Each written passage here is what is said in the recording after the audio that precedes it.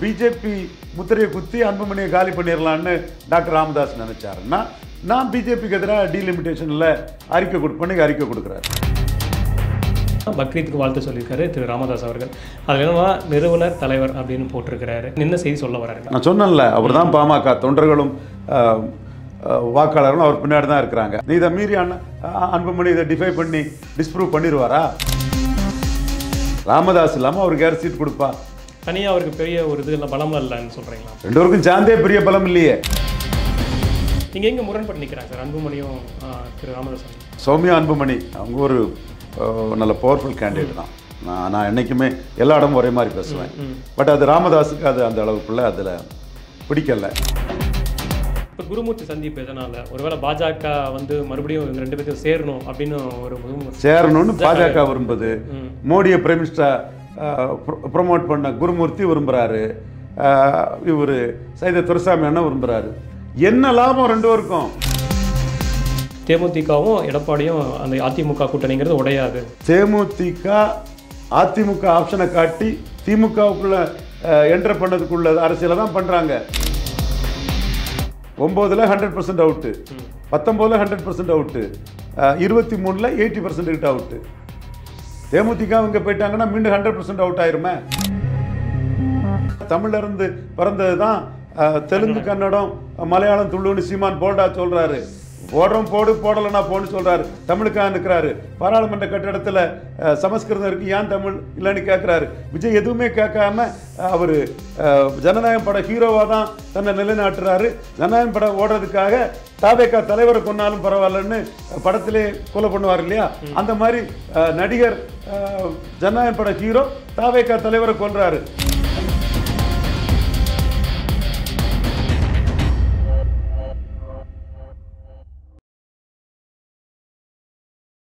வணக்கம் சார். வணக்கம் தம்பி. சார், இன்றைக்கி ஒரு முக்கியமான அறிக்கை வந்திருக்கு. பாமக இந்த உரசல்கள் போயிட்டு இருக்குது, மோதல் அப்பா அம்மாவுக்கு மோதல் போயிட்டு இருக்கக்கூடிய இடத்துல ஒரு முக்கியமான அறிக்கை என்னன்னா பக்ரீத்துக்கு வாழ்த்து சொல்லியிருக்காரு திரு ராமதாஸ் அவர்கள். அதில் என்னன்னா நிறுவனர் தலைவர் அப்படின்னு போட்டிருக்கிறாரு. இது என்ன செய்தி சொல்ல வராருங்க? நான் தான் பாமக, நான் சொன்னேன்ல, அவர் தான் பாமக தொண்டர்களும் வாக்காளர்களும் அவர் பின்னாடி தான் இருக்கிறாங்க. அது ப்ரூவ் ஆகலை. இப்போ நான் சொல்கிறேன், அவர் தான் பாமக தொண்டர்களும் வாக்காளரும் அவர்கிட்ட தான் இருக்காங்க. என் கருத்து. நீ இதை மீறி அன்புமணி இதை டிஃபை பண்ணி டிஸ்ப்ரூவ் பண்ணிடுவாரா? எப்படி டிஸ்ப்ரூவ் பண்ண முடியும் அவரால்? ராமதாஸ் இல்லாமல் அவருக்கு யார் சீட்டு கொடுப்பா? ராமதாஸ் இல்லாமல் அவருக்கு யார் சீட்டு கொடுப்பா? தனியாக அவருக்கு பெரிய ஒரு இது இல்லை, பலம் இல்லைன்னு சொல்கிறீங்களா? ரெண்டு பேருக்கும் சேர்ந்தே பெரிய பலம் இல்லையே. 4.3% வாக்கு எடுத்திருக்காங்க ரெண்டு பேரும் சேர்ந்து. ரெண்டு பேரும் பிரிஞ்சுட்டாங்கன்னா அது என்ன ஆகும்? நான் சொன்னேன்ல, தோல்வியடைந்த கட்சியில் பிளவு 33 20 கூட வராதுன்னு. 33ல் 13 காணலையே. அதிமுக பிளவுலேயே சொன்னேன். அப்போ தொடர் தோல்வியில் உள்ள கட்சியில் உள்ள பிளவு 4.3 2 போச்சுன்னா அது 4.3 வராது. ஒருத்தர் 1.5 ஒருத்தர் 1.25ங்கிற லெவலில் ரெண்டு பேரும் சேர்ந்தே 3 வராது. இந்த கணக்கெல்லாம் உங்களுக்கு தெரியல சார்? இந்த மாதிரி தெரியும். அதனால நான் சகாதேவ மாதிரி யாருக்குனாலும் நல்லதான் சொல்லுவேன். குறி வச்சு அடித்தாலும் குறி வச்சா இரவுன்னு கரெக்டாக தான் அடிப்பேன்னு அவங்களுக்கும் தெரியும். என்ன டாக்டராவுக்கு என்ன தெரியாததா? பட் அவர் தெளிவாக நிற்கிறாரு. உனக்கு எதிர்காலம் வேணும்னா என் பின்னாடி வா. அன்புமணிக்கு அதான் மெசேஜ். என்னோட வீட்டோ பவரை ஏற்றுக்கிட்டு வா. என்னோட கமெண்ட் படி வா.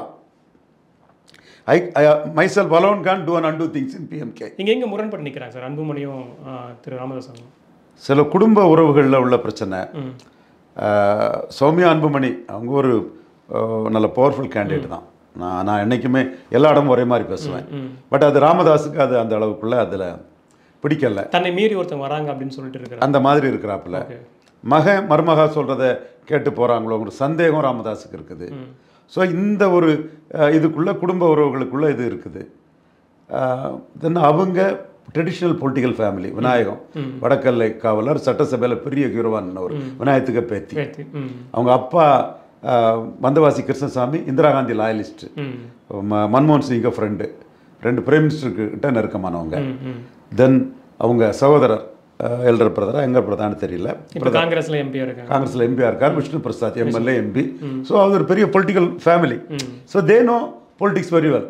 அப்போ எப்படி மேனிப்புலேட் பண்ணணும், பொலிட்டிக்கல் மேனிப்புலேஷன்லாம் டாக்டர் ராமதாஸ் ரொம்ப காலத்துக்கு பிறகு தான் கண்டுபிடிச்சார். நம்ம அதெல்லாம் சொல்ல வேண்டிய அவசியம் இல்லை. எல்லாமே கண்ணுக்குட்டியாக இருக்கும்போது தூக்கலாம், காலமாட்டை தூக்க முடியாது. கண்ணுக்குட்டியாக இருக்கும்போது தூக்கும் யாருனாலும் தூக்கலாம், ராமதாஸ்னாலும் சரி ஜெயலலிதானாலும் தூக்கலாம், காலமாடானா அது தூக்க முடியாது. ஸோ இவங்க பிறக்கும் போதே மிகப்பெரிய பொலிட்டிக்கல் ஃபேமிலியில் வந்தவங்க சௌமியா அன்புமணி. இவர் எக்ஸ்பீரியன்ஸில் எங்கேயோ போன ஒரு வில் பவர் உள்ள ஒரு பொலிட்டிக்கல் தலைவர். ஸோ அதிலான உள்ள முட்டல் மோதல்கள், கருத்து வேறுபாடுகள் அது வந்து இந்த பிரச்சனையை உருவாக்கி நிற்குது. கூட்டணி விஷயம்னு நான் நினச்சேன். கூட்டணி விஷயத்தில் அன்புமணி சொல்கிறத பார்த்தா எனக்கு எல்லாமே தலைகளாக இருக்குது. நான் 2019 அன்புமணி தான் தருமபுரியில் ஜெயிக்கிறதுக்கும் ராஜ்யசபா வாங்கிக்கிட்டு மந்திரி அதுக்கும் போயிட்டாருன்னா அவர் இல்லைங்கிறாரு, நான் இல்லைங்கிறாரு. அப்போ இந்த என்ன யார் போனால் என்ன போனாங்கன்னு நம்ம எடுக்க முடியல. கலெக்டிவ் டிசிஷன் தான் அதை எடுக்கணும். இன்னைக்கு குருமூர்த்தி போய் டாக்டர் ஐயாவை பார்த்ததும் அன்புமணி டீலிமிட்டேஷனை 20 வருஷத்துக்கு தள்ளி வைங்கிறாப்புல. டீலிமிட்டேஷனை உடனே பண்ணுங்கன்னு இவர் உபேந்திர குஷ்வாகா கோரி கம்யூனிட்டி கட்சி தலைவர், நம்ம ஒரு கல்லர் மரவர் மாதிரி கோரி கம்யூனிட்டி கட்சி தலைவர் வந்து உபேந்திர குஷ்வாகா வந்து பீகாரில் உடனே பண்ணுங்கிறார். இவர் 20 வருஷம் தள்ளி போடுங்கிறார். ரெண்டு பேருமே அவர் டைரக்டாக என்டிஏக்குள்ளே இருக்கிறார், என்டிஏ கேண்டிடேட். இவரும் என்டிஏ கேண்டிடேட்டான இவர் ஒய்ஃபு என்டிஏ கேண்டிடேட்டானாங்க. அப்போ அவர் அந்த சைடு பீகார் சென்ட்ரிக்காக அந்த கருத்தை சொல்கிறார், இவர் தமிழ்நாடு சென்ட்ரிக்காக அந்த கருத்தை சொல்கிறார். இப்படி ஒரு கருத்தை இவர் சொன்னதை நான் பார்த்ததில்லை. அப்போ அவர் என்ன நினைக்கிறாரு, பிஜேபி கூட்டணி போனது அன்புமணி ராமதாஸும் சௌமியாந்தான்னு பழியை அவங்க மேலே தூக்கி போடுறாரு. அப்போ இன்னைக்கு 90% கருத்துருவாக்கிகள் வந்து ஆன்டி பிஜேபி. நம்ம அவங்கள்ட்டே லோல் பண்ண முடியல, தாக்கு பிடிக்க முடியல அவங்கள்ட்ட.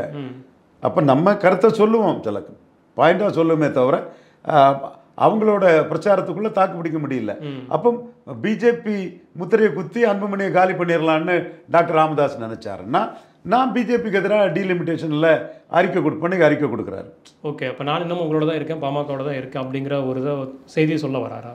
கண்டிப்பாக ராமதாஸுக்கும் அன்புமணி ராமதாஸுக்கும் ஒன்று தெரியுது. 2009 தோல்வி, வாஷ் அவுட். அந்த தோல்வியில் எங்களுக்கும் பங்கு உண்டு.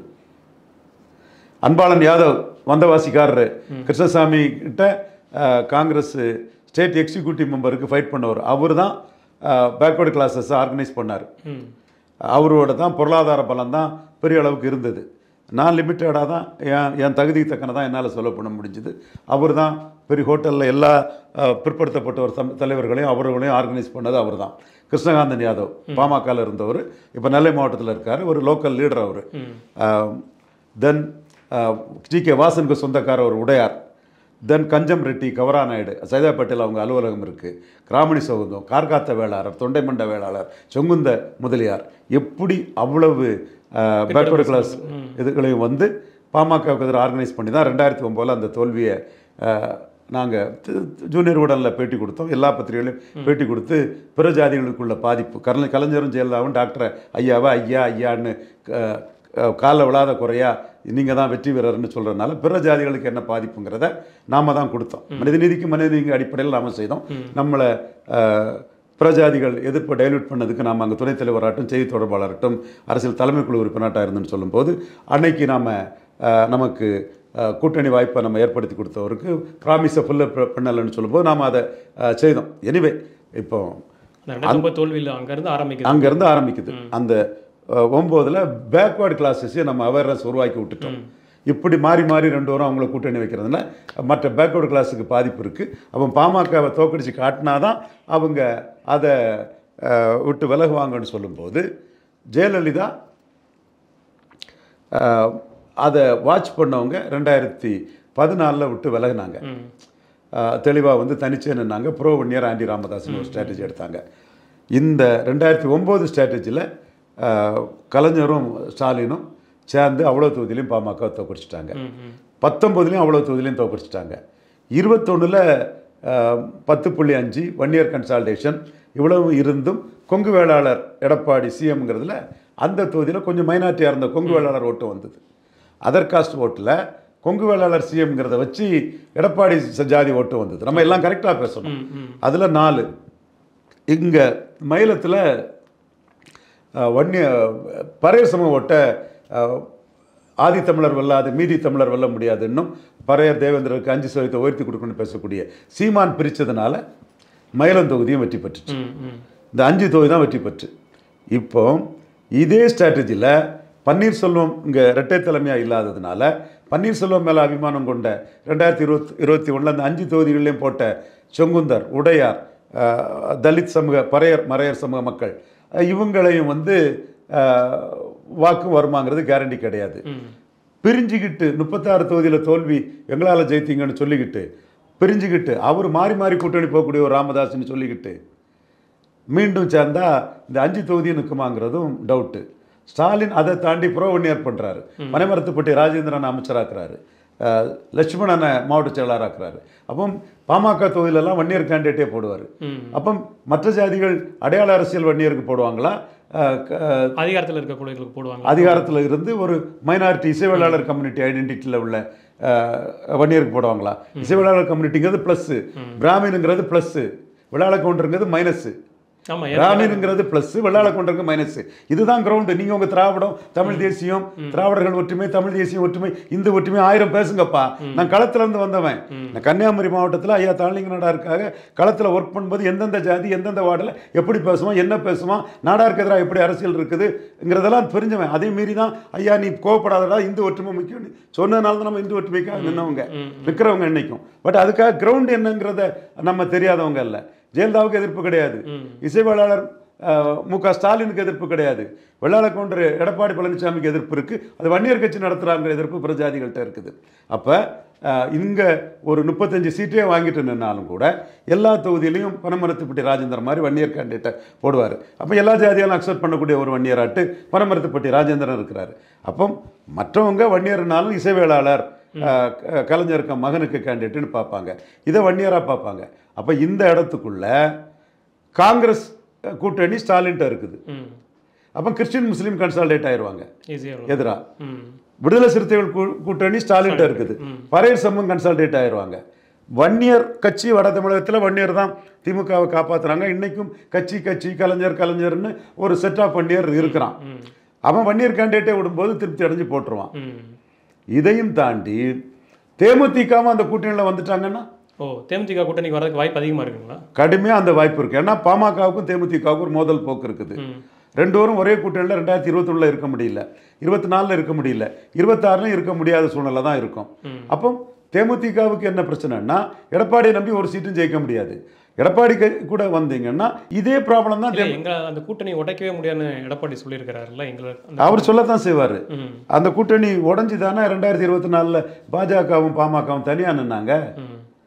அது 1.5 வருஷம் தானே ஆகுது. அவர் அரசியல்வாதி பேசுவார், நமக்கு தெரியாதா என்ன நடந்ததுன்னு.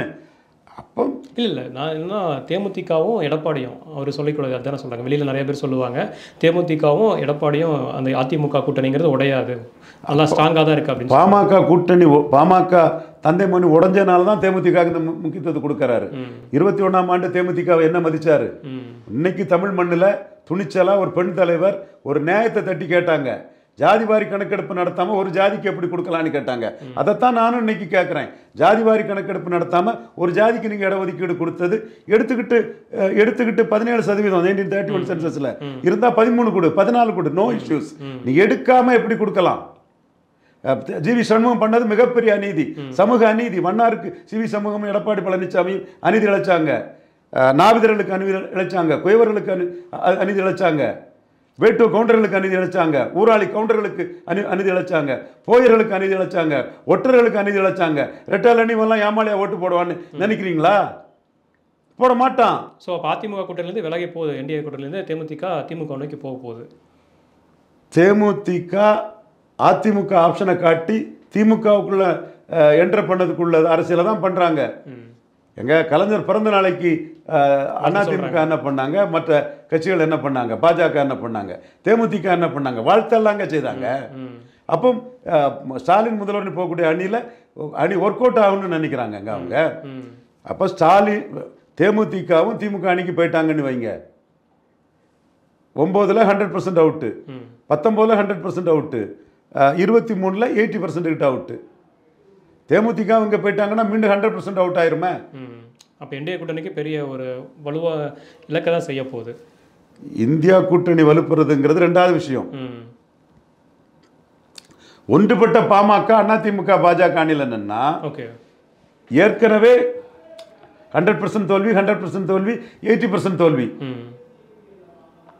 தேமுதிக திமுக அணியில் போய் நாயுடு சமூகத்தை பிரதிபலித்தக்கூடிய லேண்ட்லார்ட்ஸு, இந்த இப்போ பிரேமலதா விஜயகாந்த் அம்மையாரும் கள்ளக்குறிச்சியில் ஒரு லேண்ட்லார்ட் ஃபேமிலி தான். அவங்களுக்குள்ள இன்ஃப்ளூயன்ஸ் அதிகம். சமூகத்தில் அவங்க பிறமொழி சகோதரர்கள், சமூகத்தில் மற்றவங்களை இன்ஃப்ளூயன்ஸ் பண்ணக்கூடிய அளவுக்கு மேற்கு தமிழகத்திலையும் வட தமிழகத்திலையும் செல்வாக்கானவங்க. தெற்கையும் அவங்களுக்கு ஹோல்டு இருக்குது. அப்போ பாமக சென்றிக்கா வட தமிழகத்தில் அவங்க திமுக அணி கூட சேர்ந்தீங்கன்னா ஒரு சீட்டு கூட பாமக ஜெயிக்க முடியாத.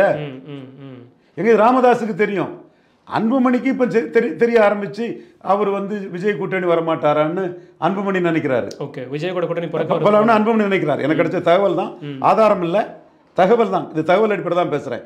டாக்டர் ஐயா சீமான சீஃப் மினிஸ்டரா ப்ரொஜெக்ட் பண்ணணும்னு ஆசைப்படுறாரு. இது ஆதாரம் இருக்கு. இது மினரல் பட்ஜெட்டை தன் சிஷியன் சீமானுக்கு தான் அனுப்பி கொடுத்தாரு. அக்ரி பட்ஜெட்டை அவருக்கு தான் அனுப்பி கொடுத்தாரு. வன்னியர் சங்க மாநாட்டுக்கு சீமான் வரணுன்னு தான் கூப்பிட்டாரு. சீமான் வந்து அவருக்கு மிகப்பெரிய புகழாரம் சுட்டி ஒரு வன்னியர் மாநாட்டுக்கு ஒரு வாழ்த்து தெரிவித்தார். வேற எந்த அரசியல் கட்சியும் தெரிவிக்கல. அவர் 214 தெளிவாக இருந்தாலும் தன் ஆளாகிறதுக்கு காரணம் ஐயாவுக்கு மாணவன் அவர் அந்த இதை டாக்டருக்கு அந்த இதை கொடுக்குறாரு. ஒருவேளை இப்போ டாக்டர் இந்த மாதிரி ஒரு கணக்கு போகிறாரு. ஏன்னா பலமுனை போட்டி அப்படிங்கிறது வர 26ஆம் தேர்தலில் இருக்க போகுது. அந்த நேரத்தில் ஒருவேளை தொங்கு பாராளுமன்ற அமைஞ்சால் கூட நம்ம சட்டமன்றம் அமைஞ்சால் கூட நம்ம தனிச்சு போட்டி இருந்தால் அந்த டைம் நம்மகிட்ட ஒருவேளை எம்எல்ஏக்கள் இருந்தால் ஆட்சி அதிகாரத்தை பிடிக்கலாம் அப்படிங்கிற ஒரு கணக்கு கூட இருந்தான்னு இல்லை, இருக்குன்னு நம்பிக்கையில தான் போவாங்க எல்லாரும். ஓகே, நம்ம இருந்தாங்கிறது நம்ம பேசிக்கலாம். அவங்க இருக்குங்க நம்பிக்கையில தான் போவாங்க. அவங்க என்னன்னா இருமுனை போட்டியில அதுவும் நமக்கு எதிராக பாஜக, இதில் கிறிஸ்டின் முஸ்லீம்ஸு, விடுதலை சிறுத்தைகள், பிற சமூகங்கள், pro one year strategy of M K. Stalin, கலைஞரோட ஒரு புத்திசாலி அறிவாளி. அது இதோட தேமுதிகவும் அந்த அணிக்குள்ள வந்து சேர்ந்துட்டா ஸோ ஸ்ட்ராட்டஜியை மாற்றக்கூடிய இதுக்கு அவர் போகிறார். இதுதான் கருத்து கணிப்பு சகோதரர்கள் ரங்கராஜ் பாண்டேக்கு நாளைக்கு என்ன நடக்குன்னு தெரியாமல் எடப்பாடிக்காக ஒரு போலி கருத்து கணிப்பை ரங்கராஜ் பாண்டே பண்ணிட்டாரு, மோசடி கருத்து கணிப்பு பண்ணிட்டாரு.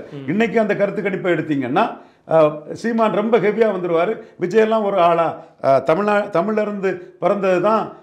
தெலுங்கு, கன்னடம், மலையாளம், துள்ளுன்னு சீமான் போல்டா சொல்கிறாரு. போடுறோம் போடு, போடலைன்னா போன்னு சொல்கிறாரு. தமிழுக்காக நிற்கிறாரு. பாராளுமன்ற கட்டிடத்தில் சமஸ்கிருதம் இருக்குது, ஏன் தமிழ் இல்லைன்னு கேட்குறாரு. விஜய் எதுவுமே கேட்காம அவர் ஜனநாயகம் பட ஹீரோவாக தான் தன்னை நிலைநாட்டுறாரு. ஜனநாயகம் படம் ஓடுறதுக்காக தாவேக்கா தலைவரை கொன்னாலும் பரவாயில்லன்னு படத்திலே கொலை பண்ணுவார் இல்லையா, அந்த மாதிரி நடிகர் ஜனநாயகம் பட ஹீரோ தாவேக்கா தலைவரை கொல்றாரு. அப்போ இப்படிப்பட்ட விஜய்க்கு இன்னைக்கு சர்வே எடுத்தா என்ன இருக்கும் ரங்கராஜ் பாண்டே? அணியே அமையாம ஏன் மோசடியாக சர்வே எடுத்துட்டு இருக்கிறீங்க? அணி அமையல. இந்த அணி எழுத்துனா தான் எல்லாம் தோத்து போகும்னு பாமக நினைக்கிறாங்க, 100% நினைக்கிறாங்க. நான் உண்மையை சொல்லி அடிச்சு சொன்னாயா ரவீந்திரன் நாளைக்கு சொல்லணுங்கிறக்காக சொல்றேன். டாக்டர் ஐயாவுக்கு தெரியும், சகாதேவ மாதிரி எதிராக இருந்தாலும் நேயத்தை தான் பேசுவான்னு தெரியும் என்ன. அப்போ அவர் இதைத்தான் நினைக்கிறாரு. ஸோ இந்த பொசிஷனில் தான் இன்னைக்கு பாமக இருக்காங்க. இப்போ குருமூர்த்தி சந்திப்பு எதனால்? ஒருவேளை பாஜக வந்து மறுபடியும் இவங்க 2 பேர்த்தையும் சேரணும் அப்படின்னு ஒரு சேரணும்னு பாமக விரும்புது, பாஜக விரும்புது. மோடியை பிரைம் மினிஸ்டர் ப்ரொமோட் பண்ண குருமூர்த்தி விரும்புகிறாரு. இவர் சைத துரைசாமி அண்ணா விரும்புகிறாரு. என்ன லாபம் 2 பேருக்கும்? ஒன்று சேர்ந்தா அந்த கட்சி ஃபோல்ஸ் தான். சேர்ந்தும் எடப்பாடியை சிஎம்னு சொல்கிறதுல என்ன லாபம் வரும்? தேமுதிக அது திமுக கூட்டணியில் போயிட்டாங்கன்னா அப்புறம் என்ன பண்ண முடியும் உங்களால்? 9 தோல்வி, 19 தோல்வி, 21 தோல்வி. விக்கிரவாண்டியில் 23% ரெட்டையில வாக்கு உதயசூரியனுக்கு போயிட்டு நான் போலரைசேஷன். நான் தாங்க சொன்னேன் விஜய் போலரைசேஷன் பயந்து களத்துக்குள்ள வராமல் ஓடுறாரு விஜய் என்ன சொன்னா இல்லையா? போலரைசேஷன் தானே வந்து சீமான் என் தம்பி தான், சீமானுங்க ஆவு ஓட்டு எடுப்பார் நான் சொல்லலை. 55% வாக்குக்கு மேலே திமுக அணி தாண்டுன்னே 63 எடுத்தாங்க.